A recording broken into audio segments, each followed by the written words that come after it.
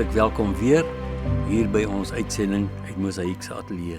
Vandag praat ons oor gesonde selfinsig. Omdat Lent werklik 'n tyd van ernstige gemeenskap met Jesus ons Here en Verlosser is en diep nadenke begelei, wil ek graag vandag inlei met 'n baie mooi gedig van Sheila Cousins. Sy het gelewe van 1922 tot 2004. Sy word gereken onder die grootste van ons digters. Sy handhaaf 'n unieke styl. Sy streef daarna om die wonder van die skepping vas te vang. As digter leef sy uit die mistiek van die skepping. Vind sy God op plekke waaraan ons nie so maklik dink nie. Daarmee gee sy vir ons die unieke gawe om met vars oë na hom te soek en vars sy stem te hoor. Sy was 'n baie diep denker, maar sy het self bitter swaar kry geken. Jy moet gemaklik sit, diep asemhaal en dan intens luister. Is jy reg? Komma. 'n Glinstervliegie, kleiner as 'n komma, kom sit vertrouend op my hand.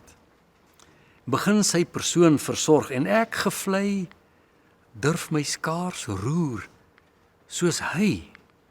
So tuis, vermetel tuis, is ek in u, o onveranderlike, oneindigende, onbeginnende woord, deur wie 'n klein, verrukte, vuilerige kommetjie flits.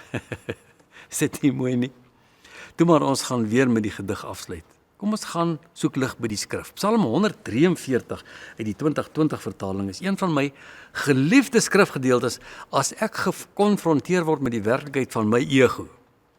Veral wanneer my gewete my roer, omdat ek alweer haastig was om my eie agenda voorkeur te gee in my alledaagse omgang met die lewe. Of as ek in die slaggat trap van belangrik te wil wees. Dit help nie om te kla oor ons vinnige lewenstempo nie, dis verseker hier om te bly. Ek vind aansluiting by die idee nadenkend lewe. Ek durf nie voorskrifklik klink nie, ek wil nie. So ek vertel maar bloot wat ek deur die lewe se stampe en stote geleer het. Dit verg nogal verootmoediging om dit te erken. Terug by die ontdekking van die skeeftrap in my lewe.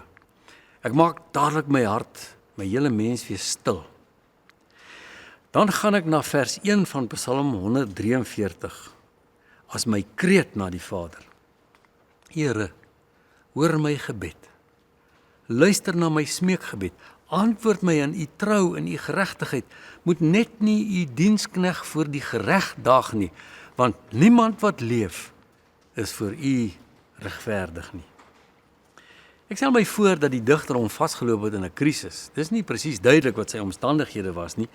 Die kommentare wat ek daaroor bestudeer het, noem verskeie moontlikhede, maar ek dink hulle raai ook maar 'n bietjie. Al wat ons kan aflei is sy lewensangst. Baie mooi Duitse uitdrukking, wat staan in kontras met sterwensangs. Voel jy die verskil? Angs in die gesig van die dood, teenoor angs om voortbestaan en onsekerheid van skeeftrap. Ek tel ook hierin iets op van die lewe as vanselfsprekend. Ek noem dit sommer Christelike gemaksig. As kinders van die koning voel ons soort van entitled. Wat 'n aardige woord. Entitled tot die voorregte van kindskap. Wanneer teespoed die voordeurklokkie lui, dan verdamp dit vinnig en trek die hele lewe op 'n frons. Vers 6 druk dit presies uit soos ek dit al dikwels beleef het in my eie lewe. Ek strek my hande uit na u, my diepste wese smag na u soos dor grond. Dis 'n beeld wat ons Suid-Afrikaners baie mooi verstaan. Ek smag na u soos dor grond. Dis die stemming van Lent. Eerlike, kwesbare, smagtende roep na die Here. Dor grond bied nie voeding nie, dit beleef die sterwe van die plante wat dit moet kos gee en dan lei dit saam met die plant. Daar moet reën van bo af val om die plant se biosfeer te aktiveer voordat die plant kan floreer.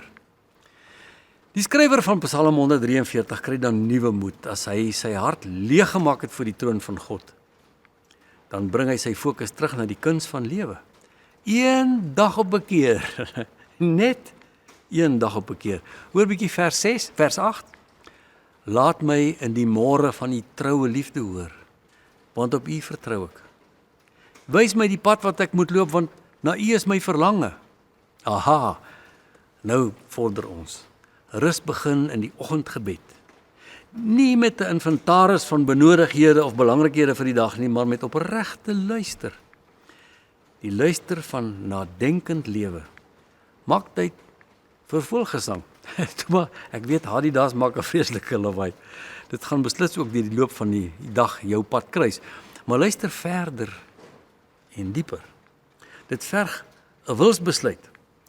Ons het agter in ons tuin 'n lekker groot boom waar ons 'n hele paar plekke bakke hang waarin ek 2 keer 'n week voelsaad gooi.